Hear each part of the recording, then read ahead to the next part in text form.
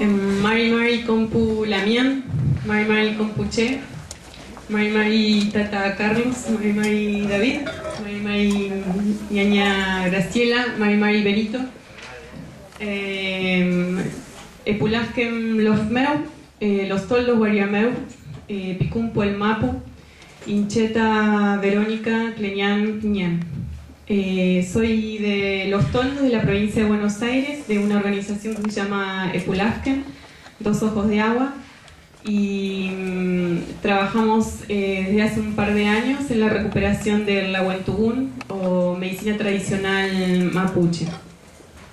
La idea de compartir hoy un poco es el recorrido que nosotros mismos hemos hecho cuando le quisimos hincar al diente a la recuperación de nuestro propio conocimiento, con todas las dificultades que tuvimos al interior de nuestro propio pueblo y también las dificultades que tenemos en el diálogo con la argentinidad o con el Estado argentino. Para empezar a polemizar y a problematizar los conceptos, nos parece un poco hacer una mirada histórica.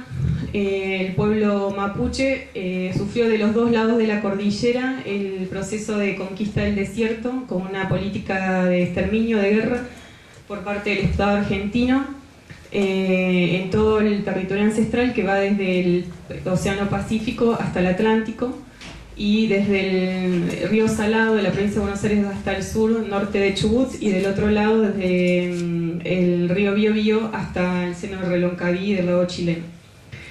Del lado argentino, uno de los objetivos más importantes que tuvo el ejército roquista fue destruir a los líderes espirituales que eran los y las machis. O sea, cómo se descabezaba y cómo se destruía el pueblo. Se supo, digamos, con una estrategia de guerra que para desarticular el pueblo había que matar a sus líderes. ¿Y quiénes eran sus líderes? Como dijo David, sus curadores, sus sanadores, las y los machis.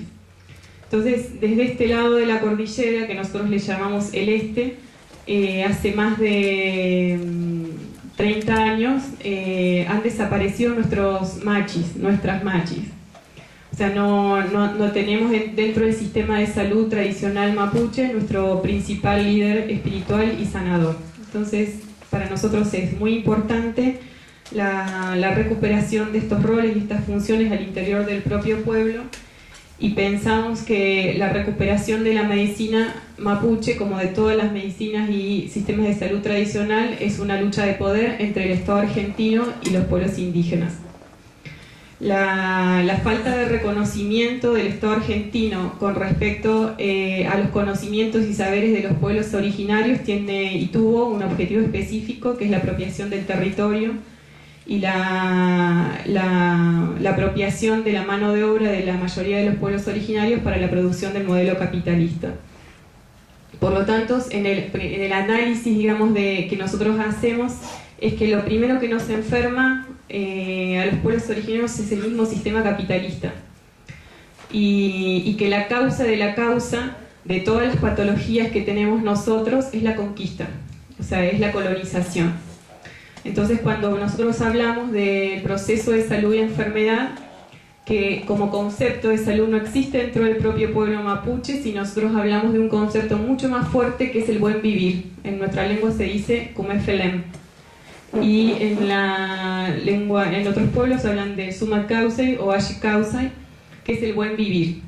Entonces, no existe dentro de nuestra concepción la palabra salud, porque para nosotros es un completo bienestar de las relaciones que tenemos con nuestros pares, las personas, con el entorno, digamos, social, o sea, con la primera comunidad, la familia, las comunidades, y también con el territorio donde habitamos. Esa relación siempre es de reciprocidad. Entonces, ahí hay un cambio fuerte de cómo pensamos la salud y enfermedades de los pueblos originarios a cómo piensa Occidente, ¿no? Occidente piensa el hombre la medida de todas las cosas y tiene una visión antropocéntrica, el hombre centro de todo y la medida de la dominación de la naturaleza o de sus mismos pares. Para nosotros, la concepción filosófica es biocéntrica. Esto significa que nosotros somos una parte más, somos algo más, digamos, de todo lo que existe en el planeta que habitamos, sin ninguna relación de jerarquía. Por eso entre nosotros existe la relación de reciprocidad. Una de las cosas que esta mañana hablábamos con Graciela, y a mí me parece muy pertinente, es cuando vienen a desalojar a las comunidades, una de las cosas que la gente nuestra dice en un principio no es esta tierra es mía. No, es raro que diga eso alguien nuestro, dice yo pertenezco acá, o sea, yo pertenezco a este lugar, o sea, yo soy parte de este lugar, no es que este lugar es mío, es propio, yo soy dueño, lo domino, ¿no? Entonces, para empezar, digamos, a hablar de, digamos, de la cuestión de la interculturalidad, que para nosotros es un eufemismo, nos parece que es importante recalcar esta relación que tenemos nosotros, entre nosotros y con el espacio en que habitamos. El concepto de interculturalidad llega a América Latina, como a todos los estados de la oleada de los 90, con una agenda que impone los organismos multilaterales de crédito, el Banco Mundial y el Banco Interamericano de Desarrollo. ¿Por qué? Porque en el 92 se estaba preparando en toda América Latina la lucha o el contrafestejo a los 500 años de evangelización o de dominación. Entonces todo el movimiento indígena empieza a pensar cómo hace para resignificar esta cosa del encuentro de las dos culturas, de los dos continentes, ¿no?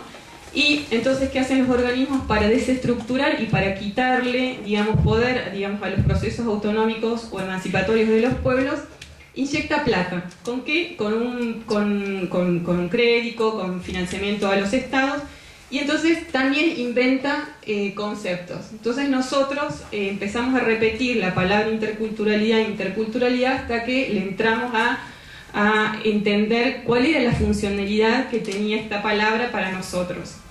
Y esta palabra era un cierto adorno que en el mejor caso decían, bueno, es el diálogo entre dos culturas o entre dos saberes. Pero esas culturas están en jerarquía de poder económico, social y político. Por ahora no. Entonces, ¿cuál es la interculturalidad posible que nos plantea, digamos, el Estado? Por ahora es folclórica, decimos nosotros. Después nos damos un debate al interior de los pueblos, y entre los pueblos, Aymara, Guaraní, Pilagaco, somos interculturales. Siempre lo hemos sido. Siempre hemos intercambiado bienes, conocimiento, estrategias de guerra, hasta los pactos, digamos, de matrimonio para pacificar el territorio. Entre nosotros siempre ha sido así. O sea, nosotros no nos han inventado una palabra, simplemente lo sabemos de toda la vida que hemos sido así.